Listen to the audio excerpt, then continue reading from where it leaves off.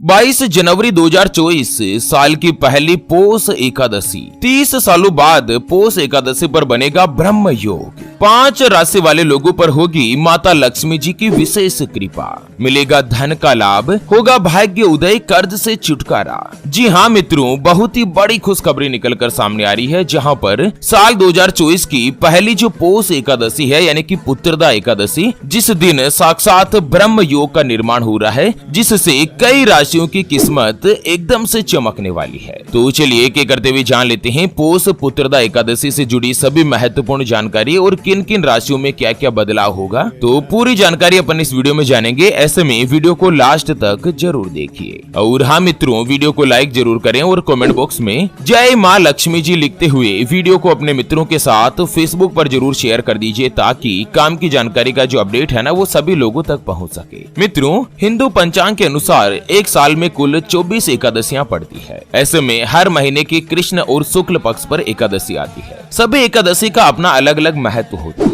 आपको बता दें कि इस बार पोष महीने के जो शुक्ल पक्ष की एकादशी है ना, यह काफी ज्यादा खास मानी जाती है। विधिवत इसे पुत्रदा एकादशी के नाम से जाना जाता है। इस बार पोष एकादशी पर 30 सालों के बाद ब्रह्म योग का निर्माण हो रहा है। पोष एकादशी पर 5 राशियों की किस्मत साक्षात श्री हरि भगवान विष्णु जी और माता लक्ष्मी जी की कृपा से एकदम से बदलने वाली है। उनको धन का लाभ मिलने वाला है। और साथ ही पोष एकादशी पर राशि के अनुसार कुछ विशेष उपाय भी किए जाते हैं, जिससे व्यक्ति अपने भाग्य को बदल सकता है, अपनी किस्मत को भी परिवर्तित कर सकता है। तो चलिए पोष एकादशी के बाद सबसे पहली जो भाग्यशाली राशि बनेगी वो आती है कुंभ राशि, जिनके नाम का पहला अक्षर सा, सी, सु, से, सो, दा, गु, गे और गो से शुरू होता है। उनकी कुंभ राशि होती है, जैसे कि सुमन, शारदा, सुरेश, संजय, सोमनाथ, शंकर, गंगाराम, गोमाराम। इस तरह से एस या जी अक्षर से जिनका नाम शुरू होता है ना, उनकी कुंभ राशि होती है। कुंभ राशि में अभी भगवान शनिदेव की 7.5 चल रही है। ऐसे में पोष एकादशी पर जो ब्रह्म योग का निर्माण हो रहा है ना, यह कुंभ राशि वाले लोगों के लिए बहुत ही अच्छा और अनुकूल रहेगा। आपकी नौकरी में जो भी परेशानियां चल रही है वो अब धीरे धीरे दूर होने वाली है। जॉब प्राप्ति के नए अवसर आपको मिलेंगे और साथ ही संतान पक्ष से भी अच्छी खबर मिलने की संभावना है। जो भी कुंभ राशि वाले व्यापारी है, चाहे अपना स्वयं का व्यापार करते हो या पार्टनरशिप में कोई भी कामकाज करते हो, शनिदेव के 7.5 की वजह से 2022 से ही आपको व्यापार में बहुत ही ज्यादा डाउन देखने को मिल रहा था। मतलब कुंभ राशि वाले लोगों की हालत यह बनी हुई है कि ना तो भरपेट भोजन करते हैं और ना ही भूखे मर रहे हैं, और बचाकर घर कुछ नहीं ला पाए। व्यापार में एक के बाद एक खर्चा आ रहा है, पैसा कहीं पर भी फंसा हुआ है जो वापस मिल नहीं पा रहा है। लेकिन इस बार पोष एकादशी पर जो ब्रह्म योग का निर्माण होगा, यह कुंभ राशि वाले लोगों के लिए बहुत ही अच्छा और भाग्यशाली साबित होगा।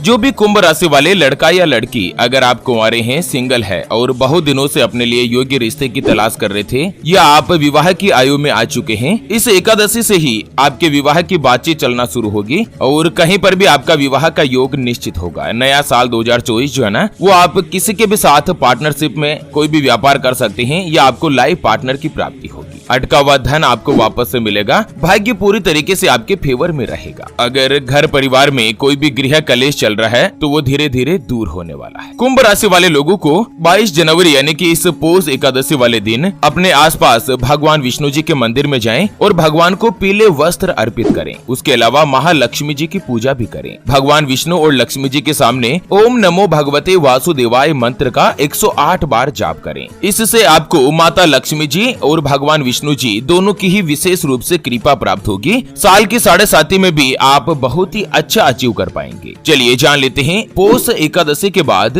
अगली यानी कि दूसरी जो भाग्यशाली राशि बनेगी उसके बारे में। उससे पहले आपको एक महत्वपूर्ण बात बताना चाहूंगा कि जिंदगी में आप कई ऐसे लोगों से मिले होंगे जो कि बहुत ही ज्यादा मेहनत करते हैं, तो वहीं कुछ लोग आपको ऐसे भी मिले होंगे जो बहुत कम मेहनत करने के बावजूद भी बहुत ही आगे तक पहुँच जाते हैं। वहीं जिंदगी में आप कुछ ऐसे लोगों से भी मिले होंगे जो पूरी उम्र भर मेहनत करते ही रहते हैं, लेकिन आखिर वो हासिल नहीं कर पाते जिनके वो हकदार होते हैं, यानी कि जीवन उनका गरीबी में ही निकल जाता। मित्रों, यह ग्रहों का खेल नहीं तो और क्या है। और इसी के समाधान के लिए हमारे गुरुजी आप तक लेकर आए हैं आपके अपने जीवन के बारे में व्यक्तिगत यानी कि पर्सनलाइज्ड कुंडली, जिससे आप घर बैठे यह पता लगा सकेंगे कि आपके नवग्रह आपके बारे में क्या कहना चाहते हैं, क्या आपकी कुंडली यानी कि किस्मत में कोई दोष तो नहीं? अगर दोष है तो वो क्या है, उसका समाधान क्या है? कोई ग्रह आपके लिए कमजोर तो नहीं, उसको मजबूत करने का उपाय क्या है? आपका भाग्य उदय कब होगा? जीवन में अच्छे दिन कब आएंगे? नौकरी या व्यापार, किसमें आपको ज्यादा तरक्की, ज्यादा सफलता प्राप्त होगी? कौन सा व्यापार आपके लिए सबसे अच्छा और शुभ फलित रहेगा?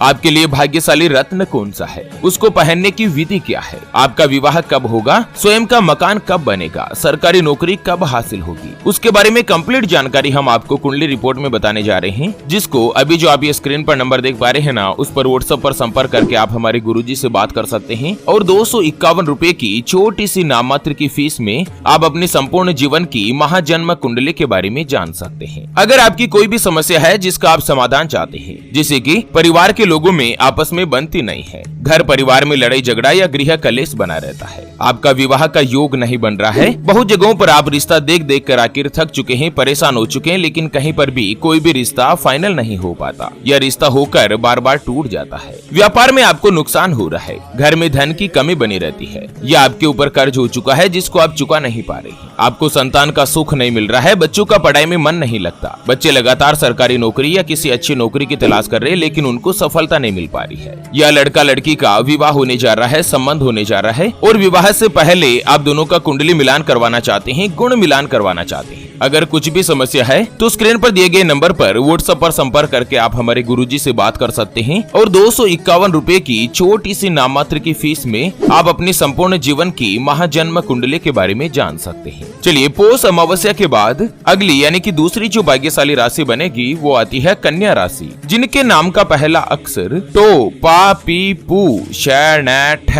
पे और पो से शुरू होता है, उनकी कन्या राशि होती है। कन्या राशि वाले लोगों के लिए भी पौष अमावस्या के बाद समय बहुत ही अच्छा और शुभ रहेगा। आपको इनकम के नए नए स्रोत मिलेंगे, धन कमाने के माध्यम बनेंगे, आर्थिक स्थिति मजबूत रहेगी, परिवार में आपके कोई भी मांगलिक कार्यक्रम पूरा होगा, या तो घर में किसी का विवाह हो सकता है या आप नया मकान बना सकते हैं, नए घर में शिफ्ट हो सकते हैं। उसके अलावा कारोबार में विस्तार के लिए भी आपको नए अवसर प्राप्त होंगे। पिछले कई दिनों से कन्या राशि वाले लोगों के मन में अगर कोई भी टेंशन, तनाव, चिंता चल रही है तो वो भी दूर होगी और साथ ही धन की बचत कर पाएंगे। धन का लाभ तो होगा ही, नौकरी में भी आपको तनख्वाह में बढ़ोतरी रहेगी और एक्स्ट्रा माध्यम से भी आप पैसे कमा पाएंगे, धन की बचत कर पाएंगे। आप लोगों को उपाय बताया गया है कि पुत्रदा एकादशी के दिन अगर आप विवाहित है, पति पत्नी है, तो दोनों साथ मिलकर माता पिता या फिर अपने गुरु के चरण स्पर्श करें और उनका आशीर्वाद प्राप्त करें। और अगर आप कुंवारे हैं तो भी माता पिता के चरण जरूर स्पर्श करें और साथ ही शिव चालीसा या हनुमान चालीसा का पाठ करें। चलिए जान लेते हैं पौष अमावस्या के बाद अगली जो भाग्यशाली राशि बनेगी वो आती है सिंह राशि, जिनके नाम का पहला अक्षर मा, मी, मू, मे, मो, टा, टी, टू और टे से शुरू होता है, उनकी सिंह राशि होती है। मित्रों, सिंह राशि वाले लोगों के लिए भी पुत्रदा एकादशी के बाद अच्छा समय शुरू होने वाला है। आपको अपनी मेहनत का पूरा फल मिलेगा और साथ ही इस एकादशी पर जो ब्रह्म योग बन रहा है ना, इसके कारण आपके मान सम्मान में भी बढ़ोतरी होगी और साथ ही स्वार्थ सिद्धि योग के प्रभाव से बिना किसी विघ्न के या बिना किसी परेशानी के आपके सभी कार्य संपन्न होंगे। संसार में आपको सुख प्राप्त होगा, इनकम में बढ़ोतरी होगी, आपको बहुत ही अच्छा धन का लाभ मिलने वाला है। अगर कोई भी पुराना कोर्ट कचहरी का विवाद जुड़ा हुआ है तो वो भी सुलझने लगेगा और साथ ही इस एकादशी का अगर आप व्रत रखते हैं ना तो बहुत ही अच्छा फायदा मिलेगा। जो भी संतान सुख की कामना कर रहे हैं संतान प्राप्ति के लिए, या बच्चे आपका कहना नहीं मानते हैं, बच्चों की आप जिद जो है वो पूरी नहीं कर पा रहे हैं, तो पुत्रदा एकादशी के दिन व्रत करने से भगवान श्री हरि विष्णु जी का आशीर्वाद मिलता है और संतान का सुख प्राप्त होता है। आप लोगों को उपाय बताया गया है कि इस एकादशी के दिन आप भगवान विष्णु जी के सामने घी का दीपक जलाएं और इसके बाद ओम नारायणाय नमः मंत्र का